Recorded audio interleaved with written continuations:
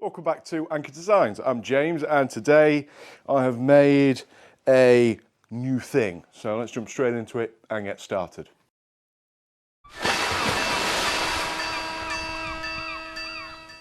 Okay, so this is a bit of a tool that I need for an upcoming project. So what I'm wanting to do is be bending 25 by 25 by 3mm box section tube or 20 by 20 by 2. I've got quite a lot of it and I've got some little projects that I want to do and I want them to be curved. So instead of trying to buy a tube bender, roll former, whatever you want to call it, I have decided to try and make one for pretty much double the cost. But we'll get onto that later. So this is some 10mm mild steel plate. The grade is S355 in case anybody's wondering. This has been designed on Fusion 360, so I made a 2D model and formed everything out and then got all the bits together. They're all connected by these castellated joints onto here, and they've got a 20mm section for these to be welded together. So this is the bridge, and these are designed to take industry standard pillar block bearings, I think they're called, or just standard cast iron block bearings, and this lifts up and down. So we can do this a few ways.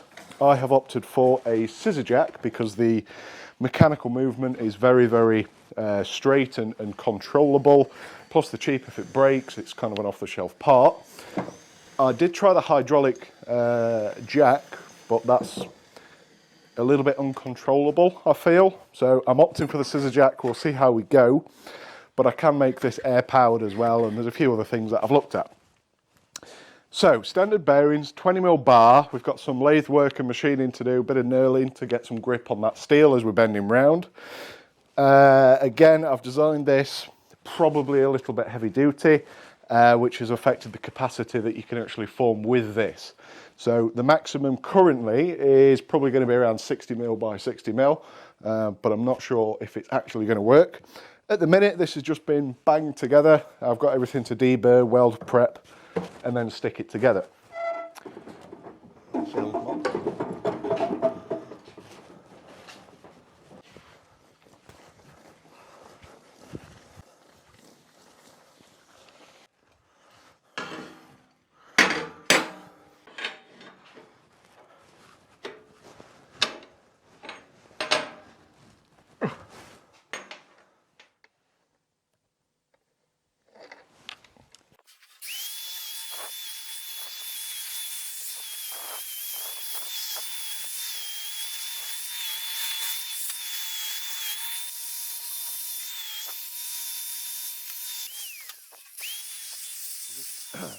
Just a quick point, this is a welding table that I've recently made off camera, and this is exactly the same method of building with these castellated joints here, and you can just weld in between each one. Now this is going to have quite a lot of force on it, so this is 6mm, whereas this is going to be 10mm plate, and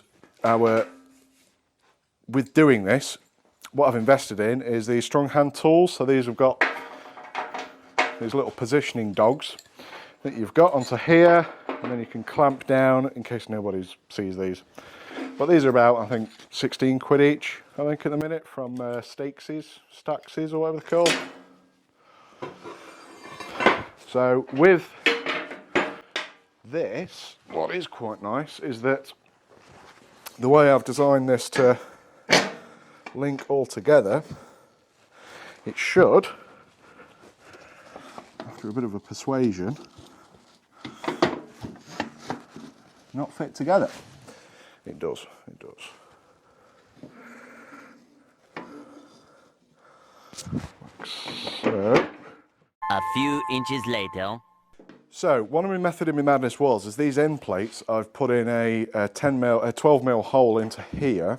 So if I needed to clamp all this together, it would be quite difficult to then weld and you know, try and clamp in. So I've put these holes in the end so I can put some threaded bar through the middle, like so, and we can clamp these up. So I'm going to clamp these points here, that point there, and that should bring it in square. These are going to keep these in close. Now what I could do is I could bolt on the bearings either side and then put the rods through, which I think that's what I'll do, to then square this up even more. I'm just a bit conscious at the moment that I don't want to be getting any kind of weld spatter or anything like that in the bearings or on the shafts, because that could be a bit of a nightmare. So what I've got is these pieces here. I'm going to call these the guideways. Now, this is what I'm most nervous about. They do fit. I've got to deburr these. This has got to ride up and down. This is the carriage gantry, whatever you want to call it, to go onto here. But I've got to weld these before I do anything else. So I'm going to take this back out now that I know that it fits, and I'm going to weld these pieces in here from the inside, grind these up, make sure I know which side is correct. They are a symmetrical part, but you can technically spin these round and it would be wrong. So you just got to make sure that these are lined up. As well, you'll notice that these holes at the end here, there's two reasons for these. So I have left, sorry about the camera, I've left spacings in here. A, because we can put a bolt in between these two holes here and we can have a spring. So if we need like a return device, if we did put this on an air cylinder, you'd need a spring to go to the base, which I've thought about, and that's on the other section into the column. But as well, these are quite handy, is that you can clamp these in this way, and you can do this bottom piece longitudinally. So if you don't have a welding table and lots of clamps, you just need some threaded bar and some nuts and bolts. So it could make it a lot easier to actually assemble this. It's the little things that I try and think about. Just a point as well is that this is Mark 1, and there is a few little problems, or not problems, but things that I need to change. If I was to do this again, I don't think I haven't built this up or tested it yet, obviously, because it's not been built. But I think this would next time be made out of 6mm, because that would give you a little bit more width. And as well, the reasoning why the bearings are bolted, through bolted, and these holes aren't tapping sizes, is because it's 10mm plate, and when you start to do an 8.5mm hole in 10mm, then the hole quality gets really, really bad. And as well, with a lasered edge, it hardens the corners, so it makes it quite difficult for it to drill out.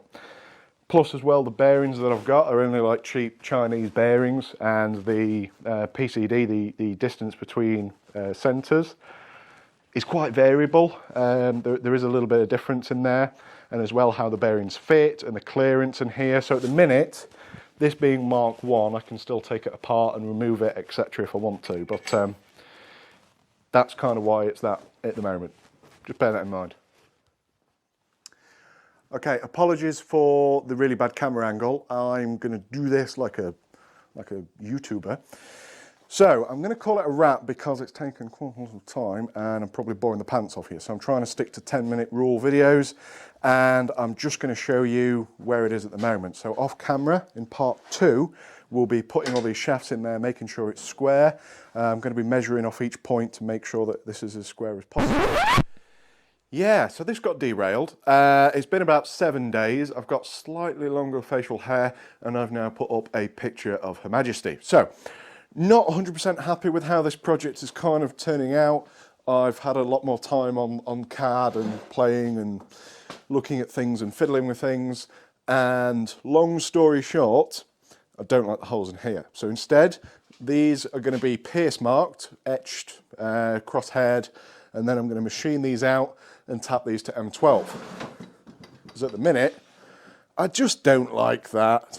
I don't like it. I've looked at turning these heads down, turning them round and then welding these in, and again it just looks a little bit naff.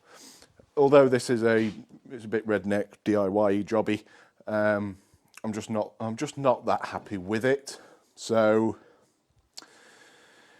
yeah, I'm going to go and call it a day on there. We've got some larger wheels coming, and instead of having about 40mm clearance, it's going to be the full 80mm clearance.